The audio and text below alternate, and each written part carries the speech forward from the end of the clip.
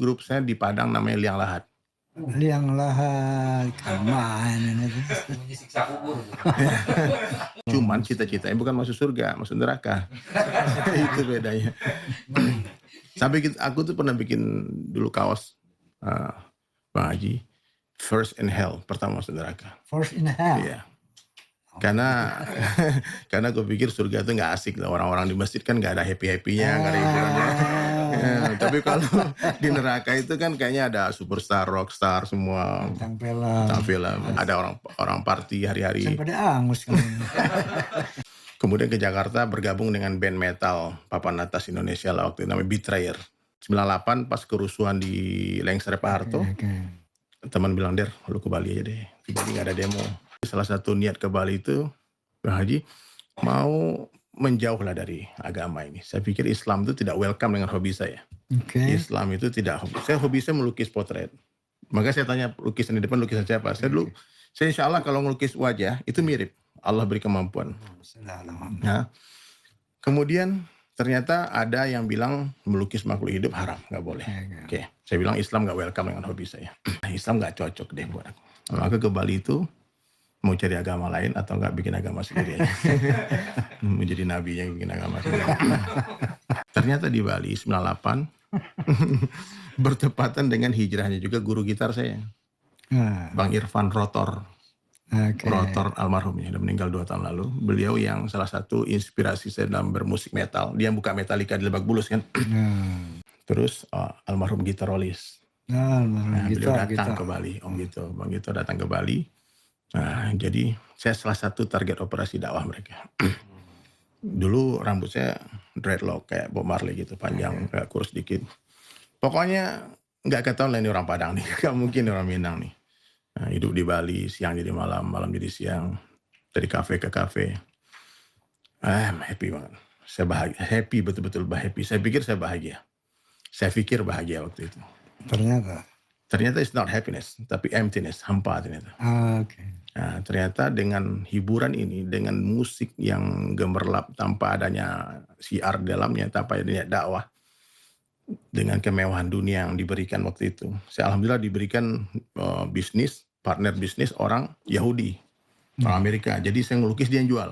Jadi dibilang, you just make painting, I will make you rich. Ya, lukis saya dibawa ke luar negeri.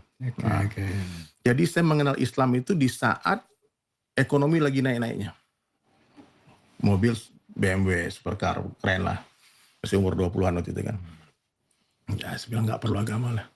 Datanglah dakwah-dakwah itu. Allah kuasa, makhluk tak kuasa, dunia sementara, akhirat selamanya. Ingat mati, Der. Itu dakwahnya Bang Irfan waktu itu sama Bang Almam gitu. Ya, sekali-sekali ke masjid lah.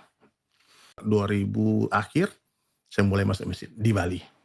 Masuk masjid di Bali. Nah, mulai itu tuh ikut teman-teman jamaah tabligh. Saya diajak khuruj 3 hari, itikaf, 3 hari 3 malam di masjid, nggak boleh bawa handphone. Tiba-tiba Anda bisa beriktikaf di masjid selama 3 malam. Itu pengalihan situasi itu seperti apa? Anak ini seperti terkepung hidayah, Bang Haji. Bang Irfan ngajak, Om Gito ngajak. Terus teman-teman di Bali, anak-anak pantai, hijrah juga semua. Waktu itu sebetulnya saya terpaksa ikut. Apa kalimat, apa satu situasi apa yang kira-kira oke gitu? Sebetulnya awalnya itu, ya momen pertama saya itikaf itu karena bertepatan dengan nyepi. Daripada sendirian di rumah, ikut aja lah. Dia bilang terpaksa. Terus dia bilang, ya gak apa-apa, terpaksa masuk surga. Daripada sukarela masuk neraka. Iya, gara-gara nyepi pada sendirian di rumah. Ada mending di masjid rame-rame kan. Ya udah ikutlah. Saya ajak ngobrol beberapa orang dai yang datang itu. Saya bilang, I'm happy brother. Dia bilang, no, it's not happy. Ini bukan kebahagiaan. Kebahagiaan itu di saat terburuk dalam kehidupanmu.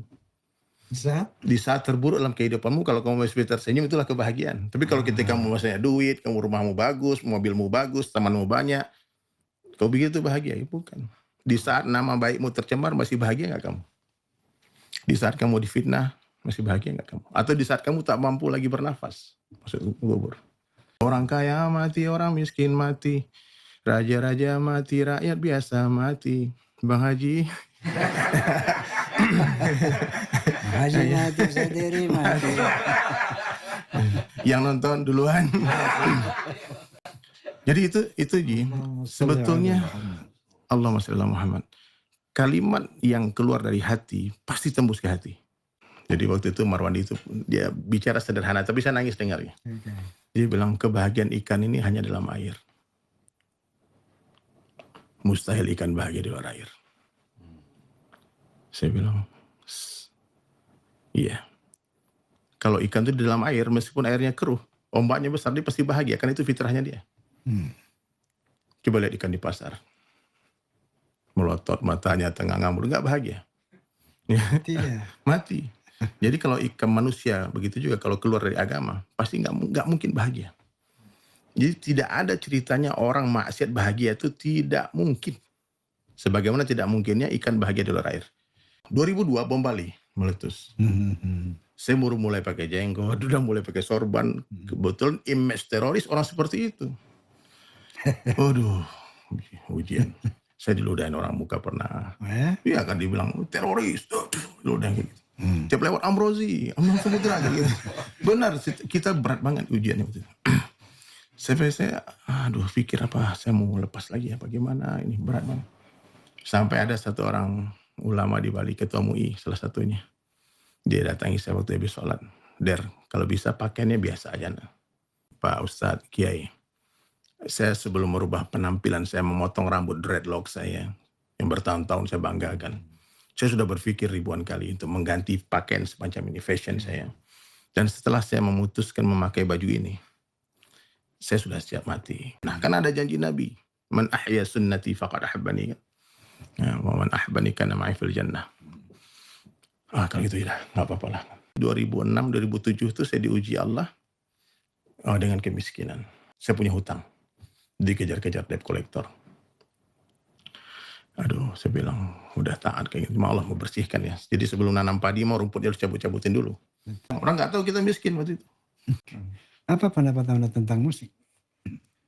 Jadi, menurut saya musik ini adalah satu wasilah, sarana ya, untuk salah satu cara untuk menyampaikan pesan-pesan kebaikan.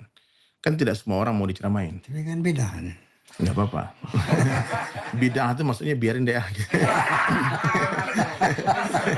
Itu maksudnya. Gitu, biarin deh. Jadi saya udah berpuluh kali perdebatan saya lewati dengan teman-teman yang berbeda pandangan tentang musik. Dan saya punya sebuah kesimpulan bahwasanya orang yang mengharamkan musik itu betul karena dia memandang dari sisi mudaratnya. Ya. Orang yang membolehkan musik, ulama yang membolehkan musik betul juga karena memandang dari manfaatnya. Dari sini angka 6, dari sana angka berapa? 9. Mana yang betul? Dua-duanya betul. Kita sekarang di sosial media kan, saya dakwah di TikTok. Saya dakwah di TikTok 1,5 tahun main TikTok. Alhamdulillah sampai hari ini 55 orang syahadat di TikTok. Dengan lagu, dengan musik. Dengan musik Islam gimana ceritanya? Ya, pernah juga kita manggung di Luwu waktu itu di Sulawesi Tengah. Dia diundang konser di sana. Saya syahadatkan 160 orang suku pedalaman. Di panggung hiburan. Jadi tersebarnya Islam di Nusantara itu salah satunya melalui pendekatan sosial budaya melalui panggung-panggung hiburan. Oleh siapa Sunan Kalijaga itu ya. Kalau hidup sekarang saya yakin beliau akan bikin band juga. Saingan sama Bang Haji. Iya,